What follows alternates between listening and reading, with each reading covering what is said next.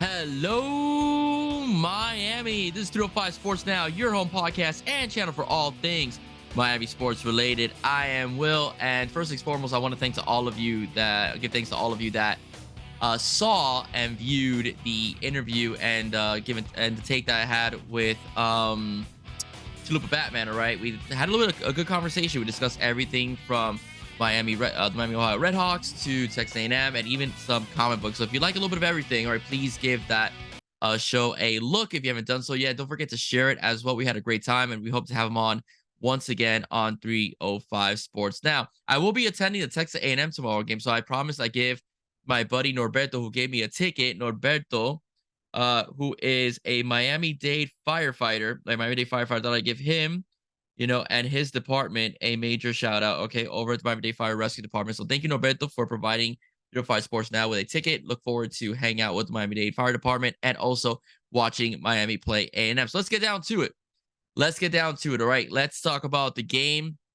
Okay, it's a very big game for the Canes. Okay, I will say that although it doesn't necessarily make or break your season, I do believe that it is it will set a tone. All right, it will set a tone because Miami hasn't beaten a quality opponent in a very long time. All right, in a very long time. The Miami Hurricanes, yeah, they've beaten Florida State, they've beaten their rival, but nothing like this. Where last year we went over there, over to Texas, and we barely, lost that game. It was a tough loss for the Canes. Miami, technically speaking, was the more physical team, as far as it goes, and they just, they couldn't cash in and execute on a short yard situation. A couple drop passes as well really hurt the Canes last year when they went up against, A&M. But this year, it looks like it's gonna be a different team. The way Miami came out against Miami, Ohio, that energy,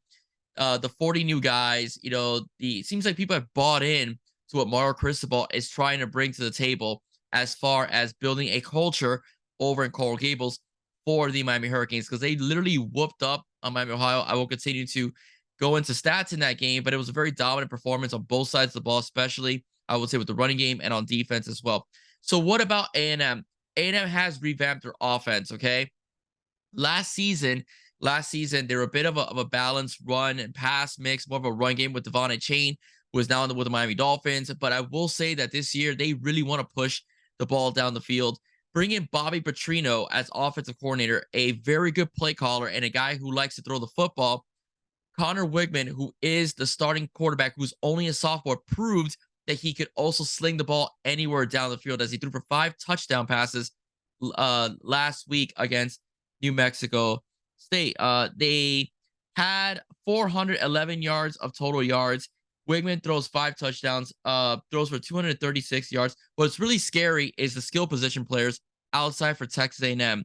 All right, Evan Stewart is a flat-out beast with 8 catches, 115, and 2 touchdowns, and Noah Thomas as well with 6 catches and 3 touchdowns as well. Their defense is pretty sound as well. They have a great defensive back in Josh DeBerry, who had 10 tackles, and in the game, and Edrin Cooper as well with 8 tackles, 3 of them tackles for loss. So they're a pretty good team right there. They recruited well. Okay, the class of 2021 was the top recruiting class in the country that year, for Coach Jimbo Fisher, and they look to try to, prove a point to Miami. All right, Miami is an underdog in this game. I do predict the Canes could pull this game out. They could win by 4 points, in this game, depending on how the turnover battle goes. I think turnovers will play a key role, in this game between the Canes and the Aggies. For Miami to win, it's pressure. I mean, pressure.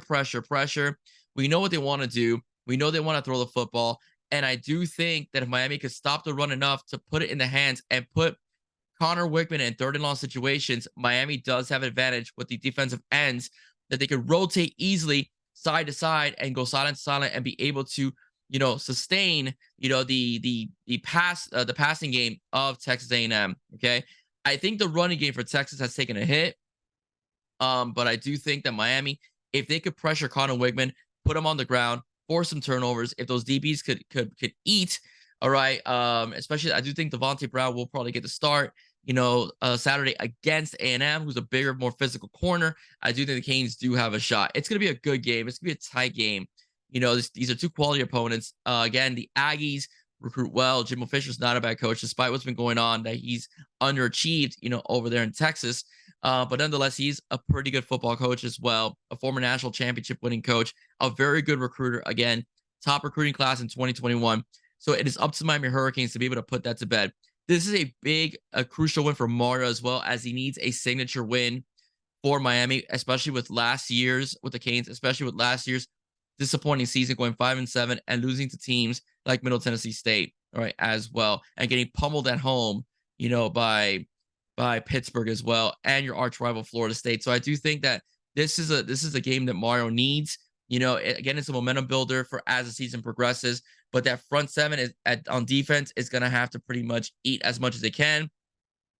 The good thing about the Canes is that we have so much depth at linebacker and at defensive end that I do think you could rotate guys in and out, especially the end position with Najee Lee Kelly, of course, Ruben Bain. You guys know how I feel about Ruben Bain. I love Ruben Bain. Jafar Harvey as well. You could bring in, if you want to mix and match some of the young guys. Malik Bryant could come in as well. So the Canes are in good position at the end position. Jaden Wayne, almost forgot about Jaden Wayne. All right, as well, you could bring him in a good position at the ends. All right, especially even use some of the linebackers in that position as well to be hybrid linebackers, and defensive ends that they could confuse A&M and also be able to get to the quarterback, okay? Because last week, Wesley Busain got a sack and he's a linebacker. So again, pressure will be very important. And the DBs will have to hold their coverages, but Miami get pressure. It makes life easier for the defensive backs as well. Offensively, control that line of scrimmage. Miami beat the hell out of Texas A&M last year. I expect to do more or less the same. Miami is very big. Its front five is very big. Add Cam McCormick in there as well, a very good blocking tight end. I do expect Miami to utilize the tight ends a bit more, this game than the last game. Riley Williams had that one catch. He looked really good as well. Elijah Arroyo, Jaleel Skinner, I do think those guys will be utilized more. They are mismatches for any linebacker in college football. So don't be surprised if Shannon Dawson uses the tight ends a little bit more. Again, we'll see a rotation of receivers. I do expect to see a Tyler Harrell sighting and a Shamar Kirk sighting. Those guys could blow the top off the defensive backs. And of course, Ray Joseph. And of course, Xavier Restrepo, Rashard Smith as well. So I do expect Tyler Van Dyke to have a very good game. Hopefully the finger healed up a bit more, so able to get better grip and he get more zip on the football. TVD, I don't think is the most important factor in this game, but he is a factor. He has to have a very good performance. I think what's really going to set the tone will be the running game. Miami has a 4 or 5 headed monster with Fletcher, Parrish, Chaney, Allen as well. So it is a very dangerous for Texas A&M to face these running backs because they're just that damn good. Okay, and the line is that physical as well.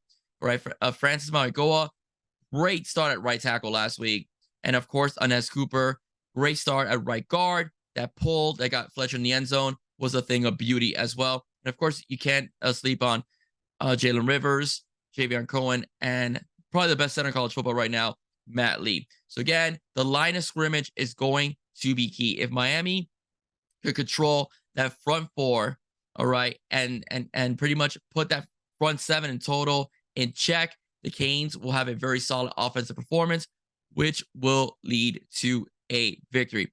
All right, everybody, that's it for me. Enjoy the game tomorrow, on ABC, 3:30 p.m. If you like what you heard, please don't forget to like, share, and subscribe to 5 Sports Now. Just want to make a quick announcement. Our buddy Will Quintero, known as Q, he just started a new YouTube channel, a podcast called Sports Bar ATL. Please, he's a good friend of the show. Subscribe to his channel. I just made an appearance on that show. We talked about ACC, NFL, AFC East, NFC South as well. So stay tuned for that. I will be promoting it on my own channel as well. So please hit that like button for him. He's a great guy, great knowledge, and he loves football and loves sports in general. Guys, enjoy the game. 3:30, ABC, go Canes. Have a good day, guys. Bye-bye.